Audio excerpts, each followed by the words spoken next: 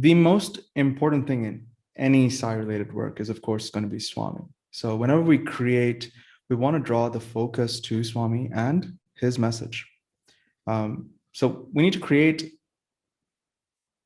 without leaving the audience confused about where to focus their attention. And in this digital space, people quickly swipe up or scroll past to the next thing. So we have a short window of time to get to our objective. And we're going to have Praveen walk us through a few things that we should keep in mind.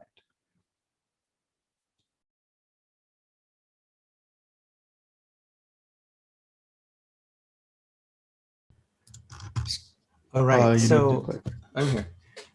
I'm being quiet on purpose. I want people to look at this slide. So we need to consider how viewers take in the information. So in this example, did you read all the things in the order that's stated, right? The biggest text first, then the text underneath, and then underneath that. And then when your eyes rolled off the screen, you would have seen that small line at the top, right? First thing, then this, and then you will see this last. So most people will see it exactly this way, which means that we need to present it in this sort of way, or else they may not get the message. And you can save your truly disruptive art concepts for when you're making proper art.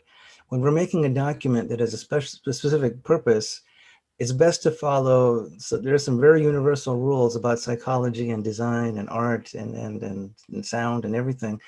It's better to follow those rules and at least understand those rules so that you know why something is working or not working.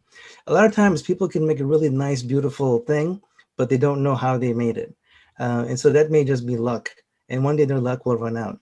But if you're able to understand how colors work, how sound works, how fonts work, and how design basically works, it's more predictable and you'll be more deliberate. And you'll be able to control that something really does look good and repeat that consistently. So graphic design is not just about making beautiful artwork, it's really about communication. And so as such, there are many principles and it's good to have a grasp of them so we can be more effective. So let's just start with, and as Ashina had said before, I think already Bala said it, we're not going to go into extreme detail. We just want to cover enough to just get your minds thinking. We probably would have another webinar or work with people more, one-on-one in some way if we need to do more specific training. So when we're putting in fonts, the last page was all about fonts, right? So when you're putting in fonts, you have to consider, are they appropriate for the purpose? Can we read it? And the third one I'll get to. So let's see, I'm gonna click.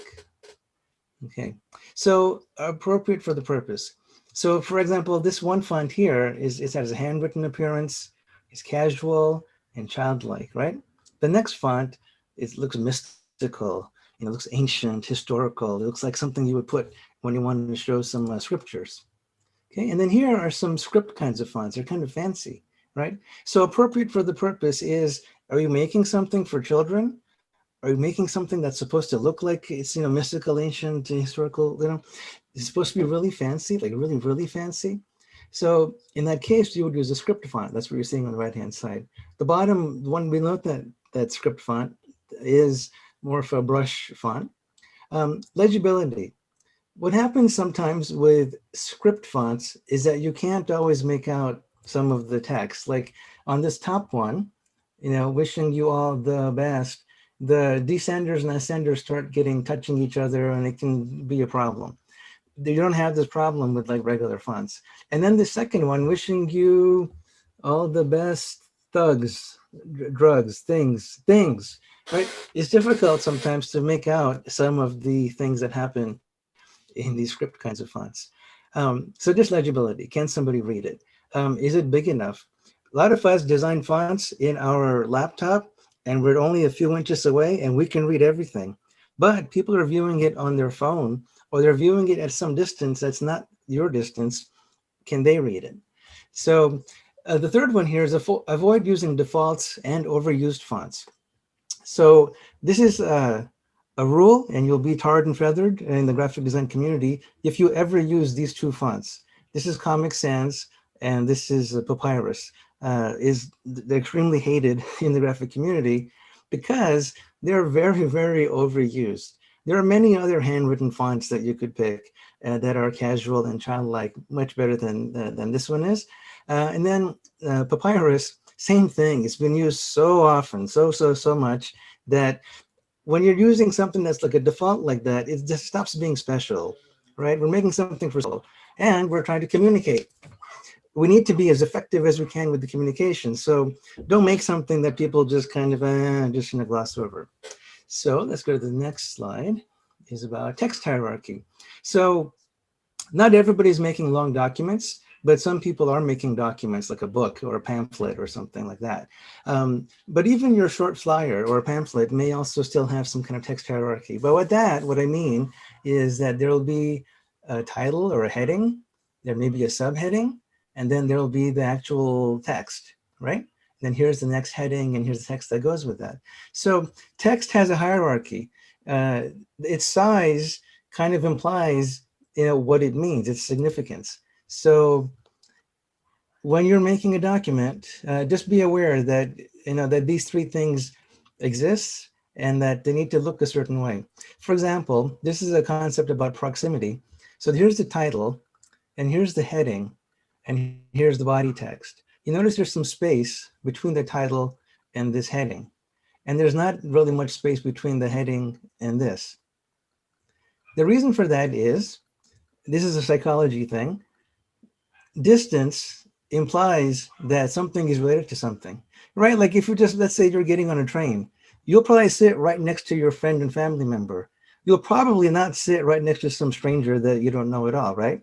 I mean, if there's room, right? So proximity, the closer that things are, the more they are related. The farther they are, it means that they're not so related. Okay, so title is a bigger font, obviously it's a title. A heading is a smaller font, right? And then the body text is often a completely different font. Like here, these two are the same font, but this is a different font. So this is called the this is called the serif font, and these are called sans serif fonts. Serifs are those little things that, the little extra little things that hang off of the edges of these letters.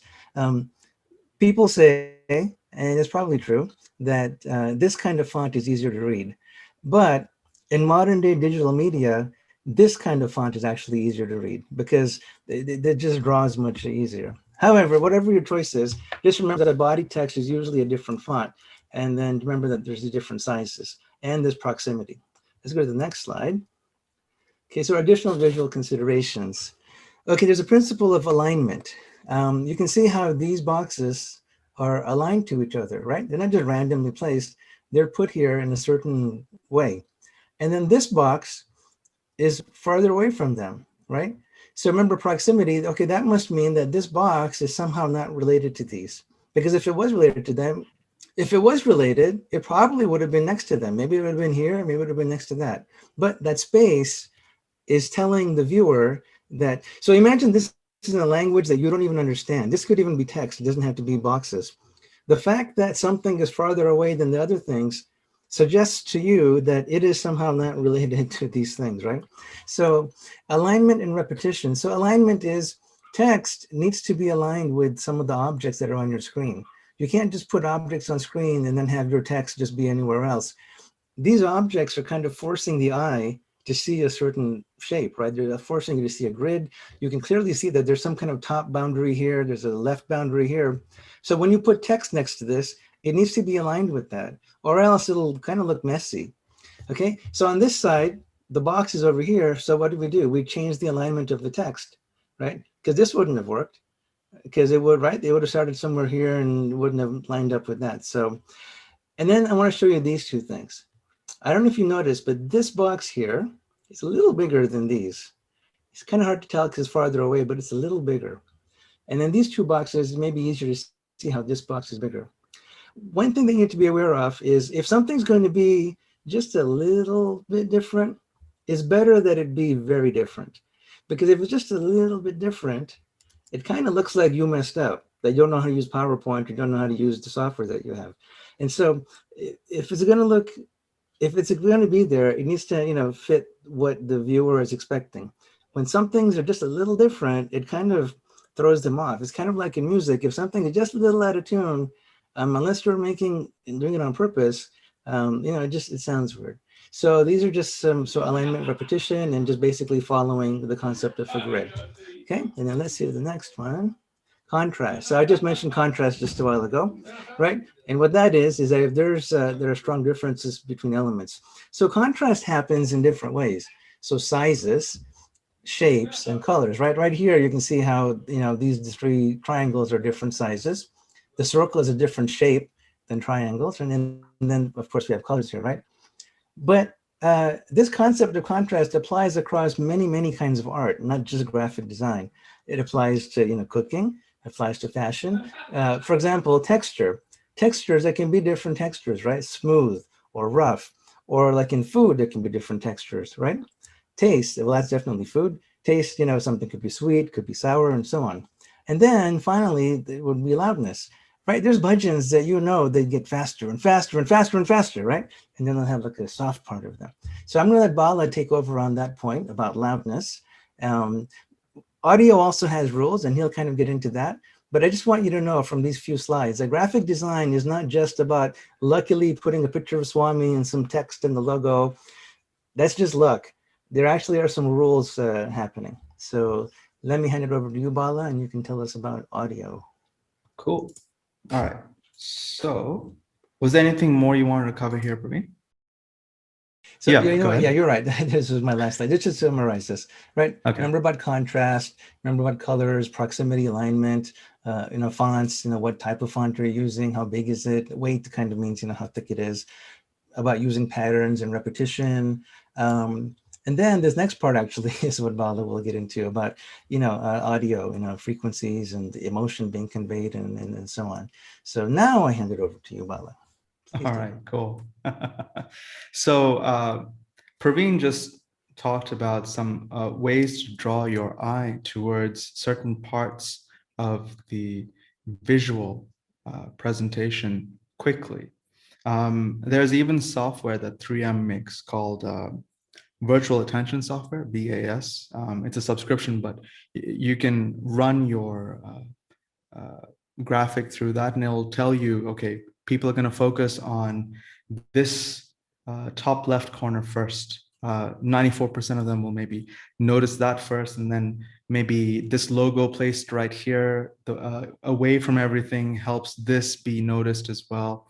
But it'll be the second or third thing on the sequence of things that people focus on. Likewise, there are also software that allows you to analyze sound. Usually it's AI software.